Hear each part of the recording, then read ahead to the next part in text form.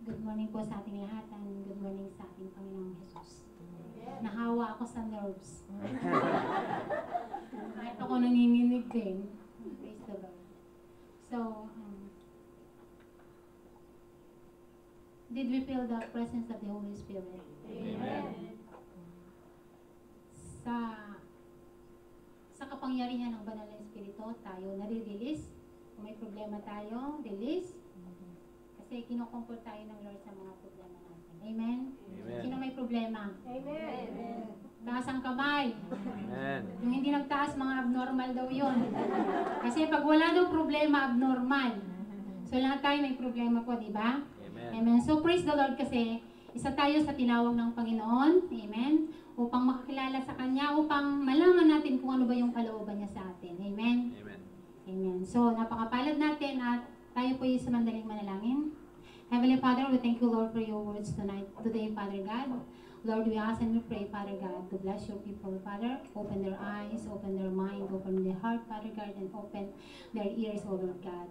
Let your words penetrate and minister to each and every one, Father God. Lord, hide me in the shadow of your wing, Father God.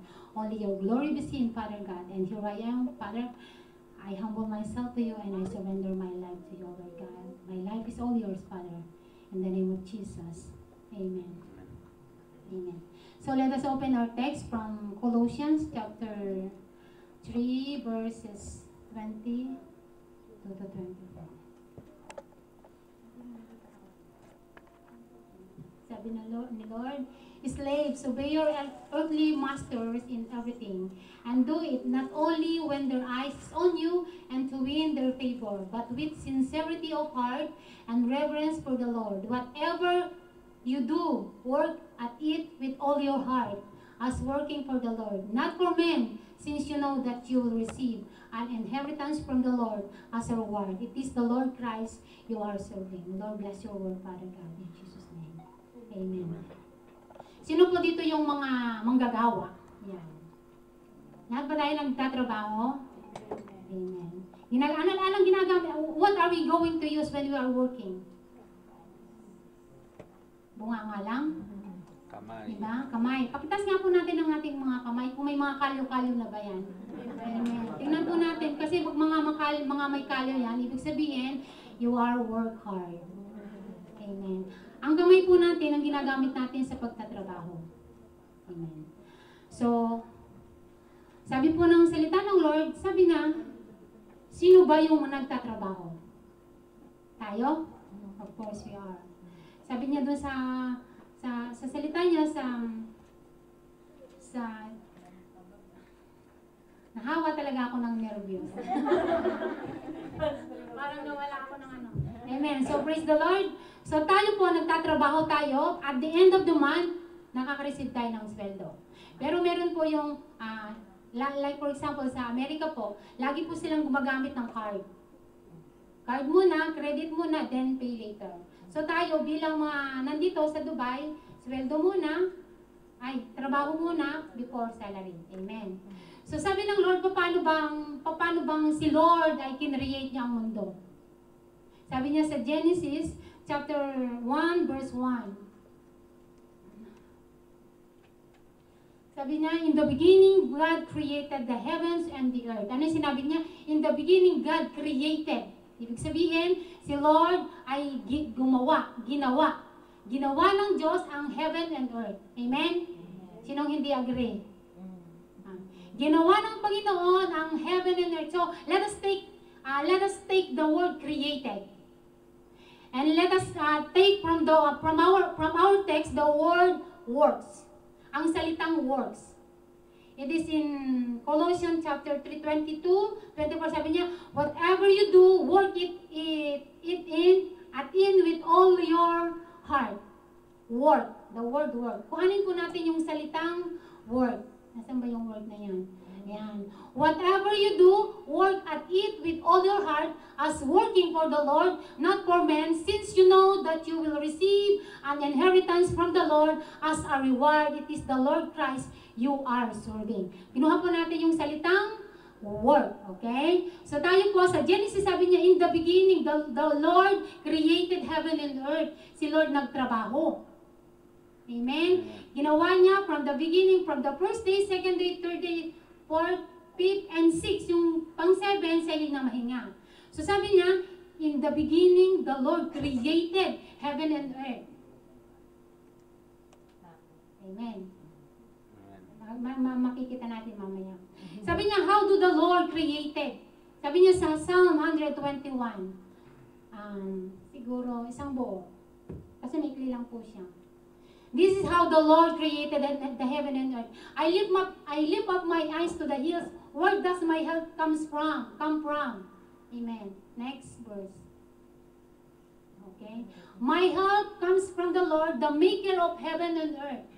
Siya yung gumawa ng langit at lupa. Next.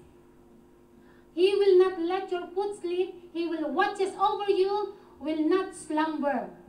So let us take the word slumber. Okay. Slumber, ibig sabihin, ang Diyos natin ay hindi natutulog. Tingnan mo yung katabi mo, baka tulog. Amen. So meaning to say, the Lord, when He created, sabi niya, nung nilikha niya yung langit at lupa, hindi siya natulog. Anong ikapito? Yan, siya ay namahinga.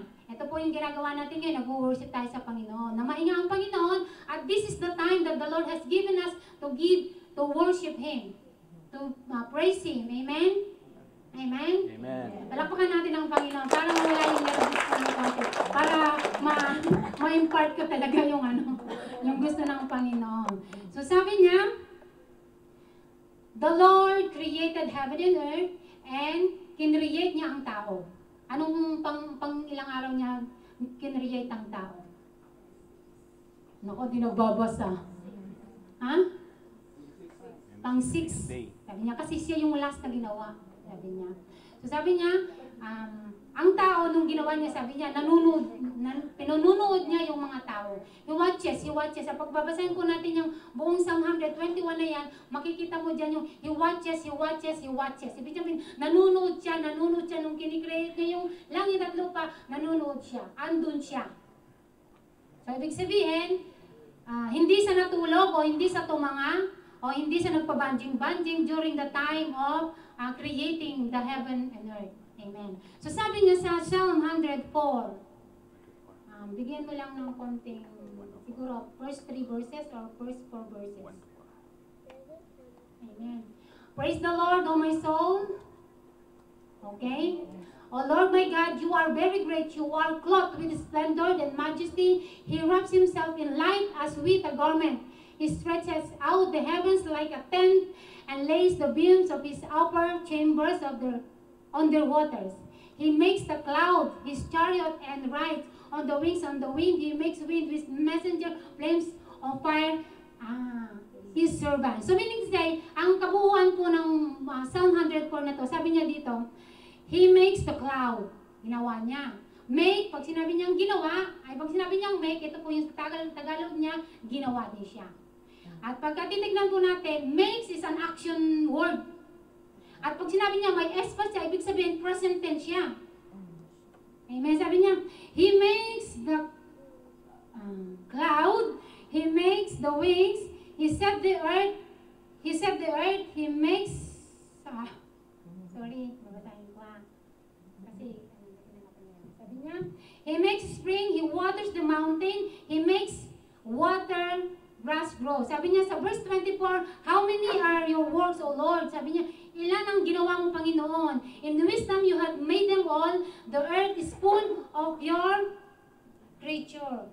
So nung nilikha ng Panginoon ng langit at lupa, sabi niya, nung ginawa niya yung langit, yung wind, lahat po ginawa na ng Panginoon. Meaning to say, the Lord did not slumber. Hindi siya natulog nor sleep, sabi niya. Amen. So, tingnan mo ulit yung katabi mo, baka natutulog. Kasi bawal ang matulog. Sabi po ng Panginoon, sabi ng kanina, bawal matulog. Pag natulog, sinong nagmamayari? Si Satan. So, huwag tayong matulog, tayo'y pag-aari ng Panginoon. Amen. So, sabi niya, the Lord makes, ibig sabihin, gumagawa ang Panginoon. Di ba? And Jesus Christ, ang Panginoong Jesus, ay nagtrabaho during His time dito sa mundo. Amen? During His ministry dito sa mundo. Nagtrabaho siya until the age of 30. O, baka hindi pa natin alam. Tanong mo yung katabi mo, baka 30 yan. Sabi niya, and until this time, the Lord is working. Sabi niya sa John, chapter 5, verse 17. Sabi niya, mabilis ng ating ano. Sabi niya, Jesus said to them, my Father is always at His work to this very day. Nagtatrabaho ba ang Panginoon? Sabi niya, Jesus said to them, my Father always. Sabi niya, always pa daw. At His work to this very day, and I too am working. So pareha sila. Nagtatrabaho silang dalawang mag-ama. So meaning to say, the Lord is working in you right now. So ibig sabihin, may the Lord touch your heart sa message na ibibigay ng Panginoon. Amen. Related po ito kanina sa narinig ko. Amen. Sabi niya dito balikan po natin yung Genesis chapter 1. Dalhin po natin siya sa verse 28. Amen. Genesis chapter 1, sabi niya, God blessed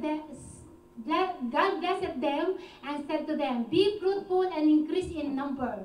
Fill the earth and subdue it. Rule over the fish of the sea and the birds of the air, and over every living creature that moves on the ground. So, ibig sabihin, sabi niya, nung time na natapos na ni Lord, naglikhain ng langit at lupa, sabi niya, increase. Sabi niya, pinahayo na niya yung tao. Sabi niya, be fruitful and increase in numbers. Fill the earth and subdue it. Rule, sabi niya, mamamahala. Binigyan niyo ng Panginoon si Adan at Eva ng dominion, ng kapangyarihan para pamahalaan ang mga creature na sinasabi niya rito. Ang mga fish, ang mga birds, ang mga creature, mas powerful po tayo sa kanila. So, ibig sabihin, eto na tayo. Tayo yung sinasabi ng Panginoon na go and be fruitful. Mamunga tayo, mag-increase tayo sa number. Pero kung titignan po natin, kung i-analyze po natin, ang mundo ay punong-puno na ng tao. Tama ba? Punong-puno na siya ng tao. So, ibig sabihin, nagbabawas nga ng tao, di ba? So, ano yung sinasabi ng Panginoon ngayon na be fruitful and increase in number? Hapiyawan ko lang to. Maraming mga non-believers. Sabi niya, be fruitful and increase in number. Ilan tayo ngayon? Di ba? Ito yung sinasabi ng Lord, go na tayo. Let us win for the Lord. Let us win a soul for the Lord ng mga manggagawa. Magtatrabaho para sa Panginoon. Tayo ba yon? Amen. Tayo po yung magtatrabaho kasi ito na tayo. Sinabi na ng Lord, go, be fruitful and increase in number. Kailangan po nating magtrabaho. The Lord is still working. So tayo po bilang mga mananampalataya ni Jesus Christ, kailangan din po nating magtrabaho. At sabi niya, balik po tayo sa text natin. Para natin. Sabi niya, whatever you do, sa 23. Whatever you do, work at it with all your heart. Magtrabaho tayo na nanggagaling sa ating puso. Hindi po puro complain, reklamo, di ba? With all your heart as working for the Lord, not for men. Hindi po tayo nagtatrabaho para sa tao. Hindi po tayo nagtatrabaho para sa kapatid. Hindi tayo nagtatrabaho para sa pastor. Hindi tayo nagtatrabaho para sa mga elder. Hindi tayo nagtatrabaho para sa mga kaibigan. Nagtatrabaho po tayo para sa Panginoon. Amen. Amen? Paano tayo magtatrabaho? Lord, paano naman ako magtatrabaho sa'yo? Wala ka naman dito. Serving others is serving the Lord. Kung nawin mo yung family mo, then step 1 again. Mag-win ulit tayo ng para sa Panginoon. Because we are the precious creation of God. Tayo yung pinakahuling nilikha ng Panginoon. Di po ba? So, ibig sabihin, when the Lord created Adam and Eve, sabi niya si Adam ang una niyang nilikha, di ba? Then, hinugot sa tadyang, naging Eva at Adan nga, sila yung kumbaga ba, sa pinaka-nilikha ng Panginoon, sila yung pinaka-quality. Ibig sabihin, pinaka-espesyal. tayo yung pinaka-special na yun. And we need to work. Amen? So sabi ng Panginoon, di ba? Hindi siya natulog. So tayo din, hindi naman ibig sabihin na hindi tayo matutulog. Ibig sabihin, magtatrabaho po tayo lagi sa ating Panginoon. Sabi nga kanina, nung sa tithes and offering, wala tayong pag-aari. Amen. Nothing. Naked po tayong lumabas dito sa mundo. Di po ba? Hindi naman paglabas natin dito sa mundo, may cellphone, may iPad na tayo agad, di po ba? Nothing. Hubad. Hubad. Walang cellphone. Di po ba? So meaning to say, we are nothing. Kaya ni kahit ang tinitirahan natin, hindi atin. Ni kahit ang mga damit na mayroon tayo, hindi yan atin. Binigay yan ng Panginoon sa atin para pagpalaan tayo because we are very special in the sight of God. Sabihin mo nga sa katabi mo, you are very special, loved by the Lord. You are very special, loved by the Lord. Very special po tayo sa ating Panginoon. Amen. So sabi po niya dito sa Ecclesiastes, sabi ni si Solomon, sino ba si Solomon? Anak ni David, sabi niya, di ba yung laging wisdom yung sinasabi niya dun sa Ecclesiastes, sabi niya, pagbabasahin po natin yung Ecclesiastes from the beginning until the end, sabi niya, meaningless. Di ba? Life is meaningless. Kumain ka, uminom, magtrabaho, uminom, kumain, sabi niya, it's meaningless pa rin. Lahat meaningless. So, ibig sabihin, lahat pala meaningless ang ginagawa natin. Di po ba? But because we are the precious creation of God, ipinagkaloob niya sa atin ng mga ganitong bagay. Na tayo, binigyan tayo ng kaisipan ng Panginoon. Binigyan niya tayo ng karapatan, I can say it karapatan, ng kakayahan na kumain. Di po ba kung mapapansin po ninyo, meron kang makikita sa Facebook na wala siyang kamay. Meron nga nagkikeyboard kasing ganito lang yung ginagawa niya. Tayo may kamay tayo. Di po ba? May kakayahan tayo. Kaya nga, isipin na lang po natin, di po ba? Kung halimbawa kaya ang ginawa ng Panginoon ay ang precious creation kaya ng Panginoon ay ang baka, o ang manok, o ang isda. Ano ka na ngayon? Di ulam ka na? Di po ba? But because the Lord, we are very special. Tayo yung pinaka-special na ginawa niya. Ito tayo, kinumpleto niya tayo. May mata, may ilong, may kamay, may paa. To work for the glory of God. Amen? Palapakan nga po natin ang ating Panginoon. Amen. So sabi niya, what the Lord has created us. May purpose, di po ba? May purpose ba? Amen. Anong purpose? Okay, sabi niya, to worship, to proclaim His goodness. Ito po tayo, nagte-testify po tayo sa kanyang mga kabutihan, sa kanyang ginawa. Sabi nga kanina ng worship leader, thank you Lord for what you have done. Salamat Panginoon sa mga ginawa mo. Di po ba? Ano ba yung mga ginawa ng Panginoon na ito? So may purpose po ang Lord. Bakit niya tayo nilalang? To proclaim His goodness, to testify His goodness. Amen? Ito yung purpose po niya sa Ephesians chapter 2, verse 8 to 9. 8 to 10 po pala. Kahit Ephesians 2, 9 to 10 na lang. Ephesians 2. Ayan. Ay, makarap ko. Okay. Sa 8. Sama mo yung 8. Pagkaro siya. Amen. Sabi niya, for it is by grace you have been saved through faith, and this is not from yourself, it is the gift of God, not by works, so that no one can boast. For we are God's workmanship. Amen. We are God's workmanship, created in Christ Jesus to do good works. Ito yung purpose ng Panginoon, to do good works, because we are God's workmanship through Jesus Christ. Pag sinabi po niyang workmanship, sabi niya dito, nakita ko yung workmanship na sinabi niya dito. Sabi niya dito, appearance and quality of the finished project. Tayo yun. We are God's workmanship. Sabi niya, created created in Christ Jesus to do good works which is God prepared advance for us to do. So ibig sabihin tayo po yung kinreate ng God para po tayo makagawa ng mabuti.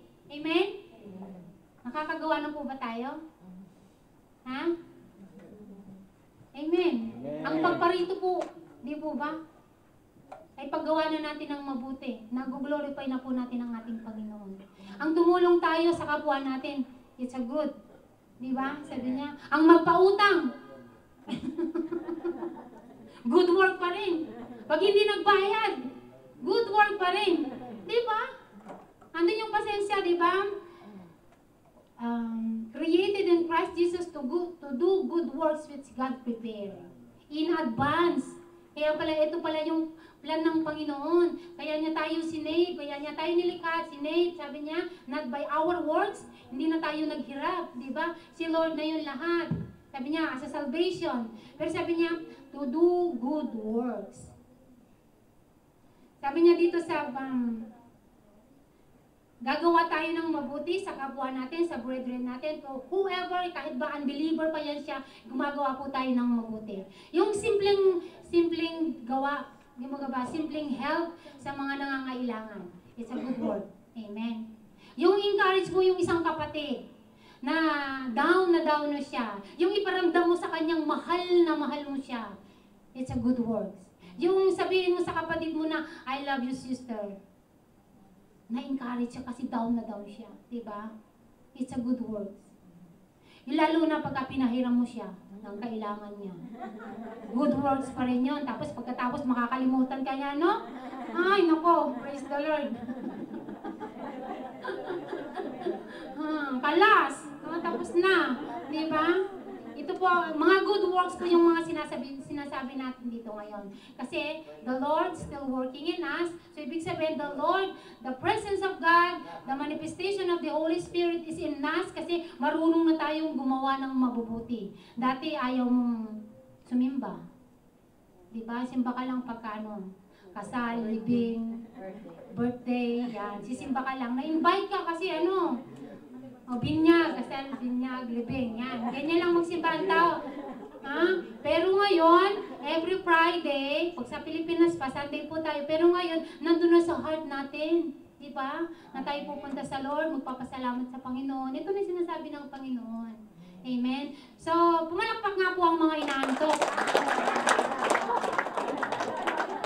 Kasi may nakita ako inaantok eh. Papalakpakin nga ulit po. Palakpak nga po ulit ang mga inaantok. Praise the Lord. Kasi imulat ang mata. Sabi ng kukwento na naman ako ha. Kwento ko ulit. Si God at saka si Satan, namamasyal sila sa hardin. Yeah. Tapos may nakita silang isang kwarto. Mga bata talaga. Dahil may nakita kasi lang isang kwarto. Sabi niya, ay, pasukin natin yan. Sabi niya, hindi niyo ba alam na si Satan at si God nag-uusap lagi? Oo, nakikipag-deal or no deal silang dalawa. Deal or no deal? Sabi ni Lord, no deal. Diba? Kasi akin yan. Pumasok sila sa isang kwarto ngayon. Sige, pasukin natin to. Sabi ni God, sabi niya, akin to kasi church to. Nakikita mo yan? Yan, nakikita mo yan? Yeshua Elohim Sanctuary, akin yan. May nakita ngayon si Satan, natutulog. Sabi ni Satan, akin yan. Diba? So wala pong kanto-kanto. Ang Lord ay hindi natulog. Amen? Bawal ang matulog. Pakitapik ang katabi, bawal matulog. Amen. Diretso tayo. So sabi niya, workmanship is the appearance of quality na ginawa ng Panginoon sa atin. Sabi niya, so dapat lang na tayo ay i-glorify natin ang ating Panginoon. Amen? Whether you eat or you drink, sabi niya, glorify the Lord. Amen? Sabi niya sa 1 Corinthians chapter 10, verse 31. Amen? 1 Corinthians chapter 10, verse 31 po. 31.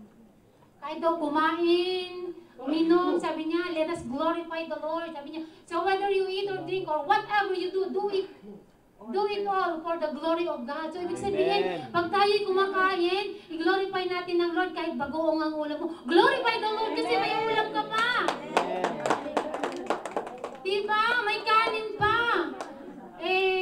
carbohydrates ang kanin. Di tataba ka, lalaki tiyan mo. Hindi, may kumontra.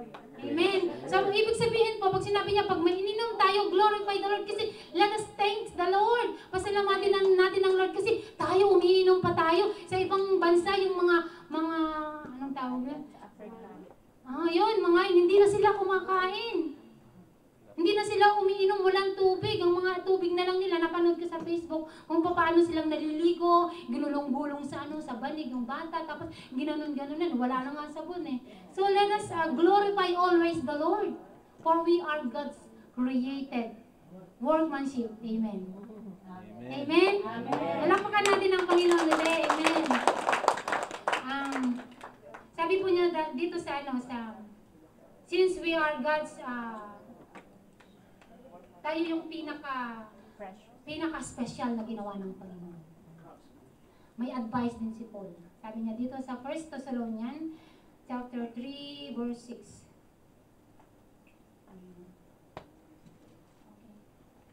First Thessalonians, second Thessalonians. Nasunod, magpapalagay na ako ng pampalinaw ng mata. Kasi malabo na talaga ang mata ko. Kahit nagsulat ako ng mga ganyan, wala na. In the name of the Lord Jesus Christ, we command you, brothers, to keep away from every brother, sister, lagyan na rin natin ang sister, who is idle and does not live according to the teaching you receive. Ibig sabihin, yung idle, sabi niya sa Tagalog dyan, mga tamad. Ayaw ni Lord ng mga tamad. The Lord hates the lazy servant. Ayaw niya ng tamad. Ang gusto ng Lord, lagi tayong tumatrabaho sa kanyang kingdom. Amen? And sabi din po niya sa Ephesians chapter 4 verse 28. Ephesians chapter 4 verse 28. Sabi niya, he who has been stealing must not steal. No longer yung mga magnanakaw, wag na raw magnakaw, tumarabaho na. Kung ang ninanakaw mo, tithes. Diba? Pero hindi tayo ganun. Kaya nga tinuturuan tayo ng Panginoon kung paano mamuhay sa righteousness and holiness ng God. Don't touch whatever belongs to God. Amen. Huwag tayong magpayaman, magpatayo ng bahay, magpatayo ng kung ano. Nagkinuha mo sa tithes, parurusahan tayo ng Panginoon. Amen.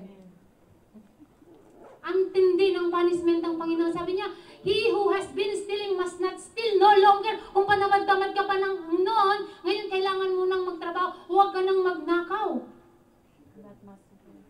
But must work doing something useful with his hands, that he may have something to share with those in need. Yung kamay, gamitin natin ang ating mga kamay sa pagtatrabaho, hindi bunganga. Ay, magnakaw ka. Di ba? Mag-uutos ka ng iba. Ang tithes and offering natin ngayon ay ganito. Give tithes for the Lord. And then pagkatapos na, nabilang na. This is it. Marami po akong nakitang mga church na ganyan.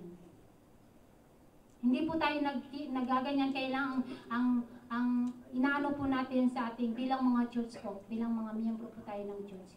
Iniiwasan po natin yung mga ganyang bagay kasi alam natin kung anong parusa.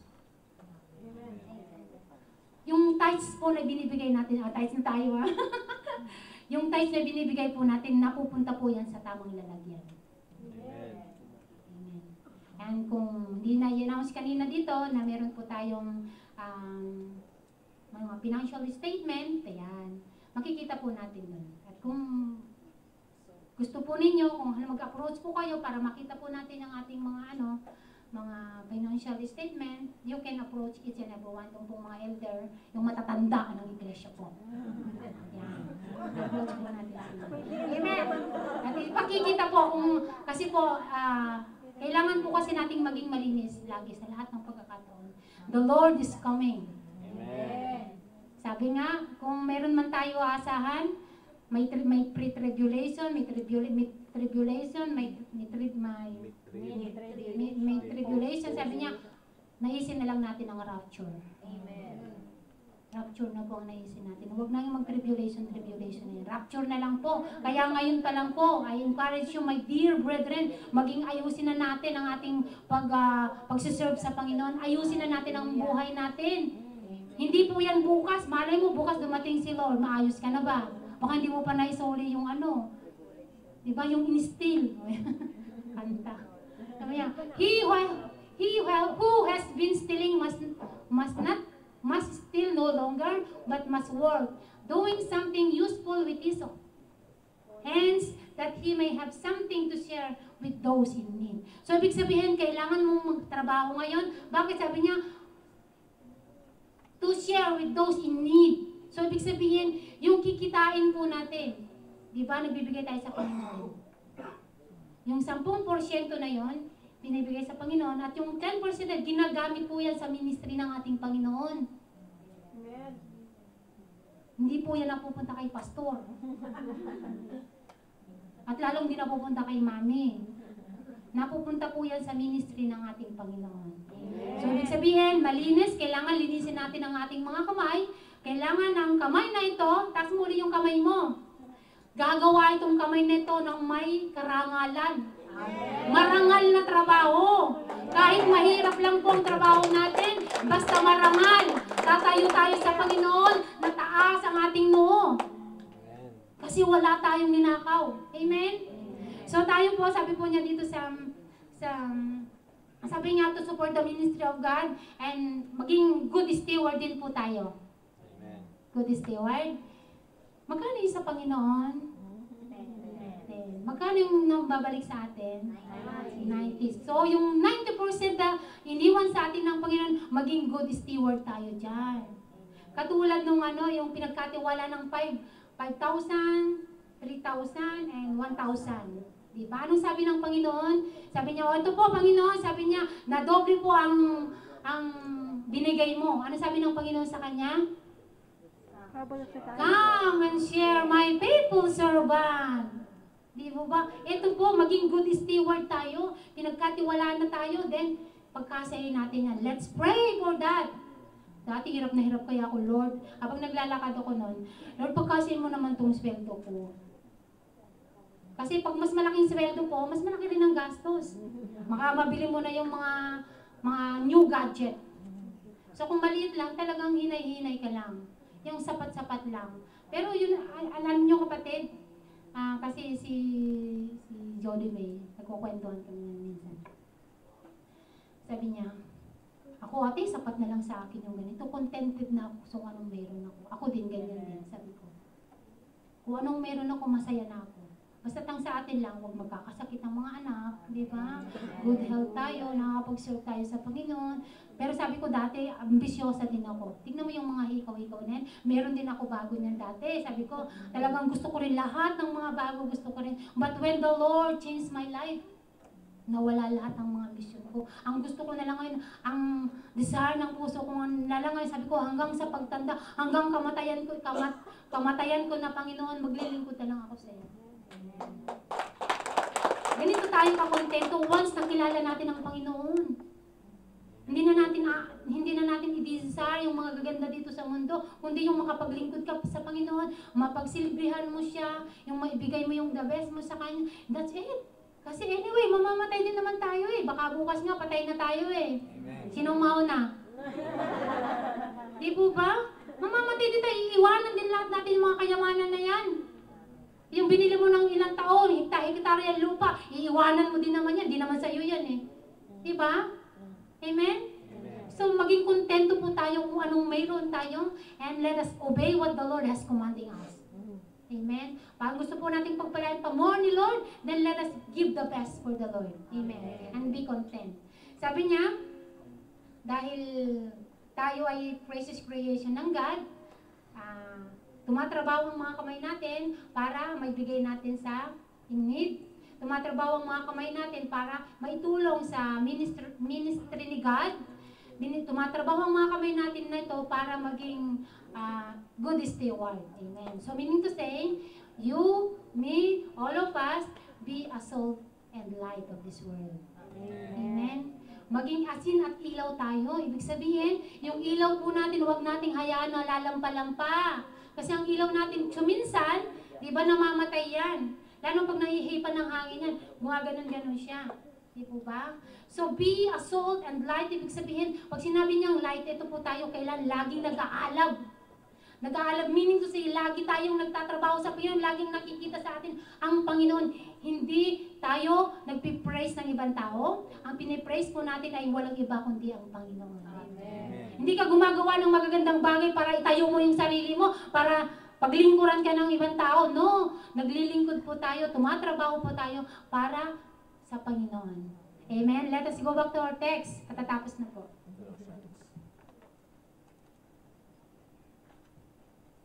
Ayan, sabi niya, slaves, obey your earthly master in everything.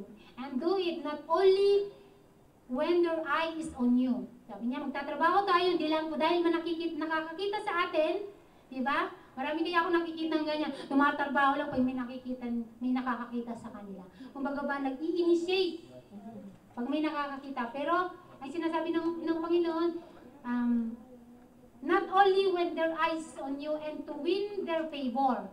Diba? Katulad na naman. Nag-contribution. Nung nakalikom ng pera, kinuha. Ako na lang. Post ko sa Facebook. Diba? Nakakahiya po, mga hypocrites ang mga tao sa ganitong tao. But with sincerity of heart, sincerity po ng ating puso. Pag sinabi po natin sincerity, it comes from our heart. Hindi po tayo napapagod sa paggawa. Hindi po tayo napapagod dahil alam natin na galing sa puso yung ginagawa natin. Kahit i-discourage tayo dahil alam natin sa puso, ginagawa natin na nagmumula sa puso, we will not be discouraged. Amen. Amen. Amen. So sabi niya, sincerity of heart and reverence for the Lord. Whatever you do, work at it with all your heart. Amen. Magtrabaho po tayo na nagmumula sa ating puso. Not because someone is looking at us, not because he say, not because she say, not because my friends say, not because of anything, but because of the Lord. Amen. Amen. As working for the Lord, not for man, since you know that you will receive. Sabi niya, you will receive. Ito po promise po ng Panginoon. It's a promise. Kung babasahin po natin ng Biblia, ang daming promises ng Lord. I-reveal sa ng Panginoon kung ano ba yung mga promises niya. So, ibig sabihin, pag nandun, alam po natin ang mga promises ng Lord, we will work hard for the Lord. Amen. Ang inheritance from the Lord as reward. It is the Lord Christ you are serving. Amen. Palakpakan po natin ang Panginoon. Amen. So, let us pray. Heavenly Father, we thank you, Lord, for your words, Father God. Lord, I pray in the name of Jesus to continue to give us, Lord, the strength to work for your glory, O Lord God. To work for your ministry, Father God, and to work as a good steward, Father God. Lord, we do acknowledge, Lord, that without you, we are nothing, O Lord. Help us, Lord, to always rely on you, O Lord God. Help us, Lord, to always trust in you, O Lord God. Lord, na nandun, Panginoon, lagi ang aming confidence sa iyo, Lord Jesus Christ. Lord, we thank you and we give you the highest thanksgiving, adoration, and praises. In Jesus' name we pray. Amen. Amen.